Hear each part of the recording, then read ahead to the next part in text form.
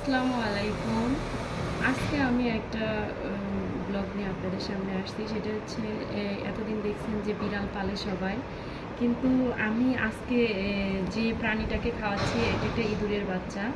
সিঁড়িতে নামার সময় দেখি একটা ইঁদুরের বাচ্চা পড়ে আছে, তো কেউ উঠাচ্ছে না। আমি ভাবছি এটা কি, কালো কালো একটা কি যেন একটা নড়ছে। পরে আমি কাছে যেয়ে দেখি একটা ছোট্ট একটা ইঁদুরের ছানা। আমার এত মায়া হইলো বাচ্চাটাকে দেখে, আমি রেখে আসতে পারলাম না। তো তারপরে আমি কি করলাম, সেই বাচ্চাটাকে নিয়ে আমার বাহির থেকে এসে দেখি না বাচ্চাটা ওখানেই আছে, মানে আমি যেখানে ওকে রেখে গেলাম সেখানেই আছে।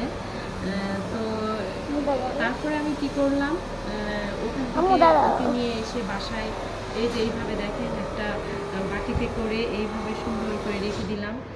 তো কালকে আমি কিছুই খাওয়াইনি, কারণ ওর পেটটা অনেক ভর্তি ছিল, ওর আম্মুর হয়তো দুধ খেয়েছিল।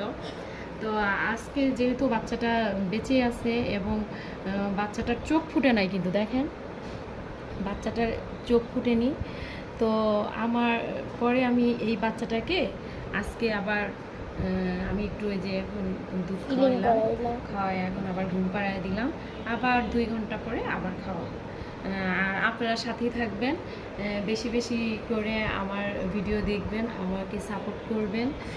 সবাই সবাইকে সাপোর্ট করে আমরা এগিয়ে যাবো ইনশাল্লাহ।